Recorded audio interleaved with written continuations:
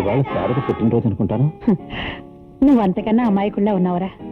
అనాథ పిల్లలకి పుట్టినరోజు వేడుకలేమిట్రా? ఫోన్లేమ్మా, తన సరదా అలా తీర్చుకుంటోంది.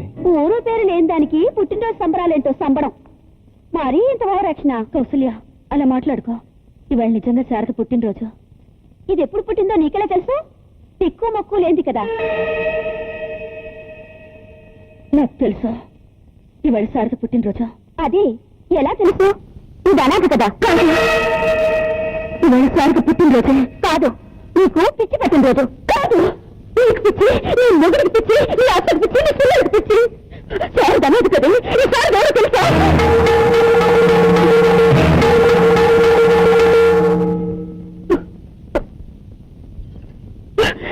నా ఇష్టం.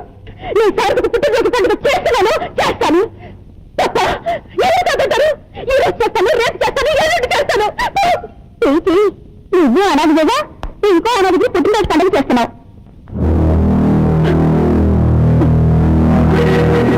బాబు, నీ గుండెని గట్టి చేసుకో, ధైర్యంగా ఉండు. ఏంటమ్మా నువ్వనేది? యానికి చేష్టలు చూస్తుంటే మళ్ళీ ఆమెకు మతి చెల్లించిందేమో అనిపిస్తుంది.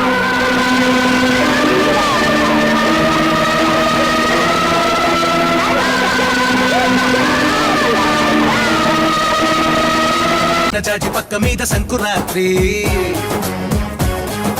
మొగుడు పెళ్ళాలుగా మొదటి రాత్రి, పెదవులు అడిగిన రుచి రాత్రి, కౌగిలి అడిగిన కసి రాత్రి, కవ్విస్తున్నది చలి రాత్రి, కవ్విస్తున్నది చలి రాత్రి. సన్నజాజి పక్క మీద సంకురా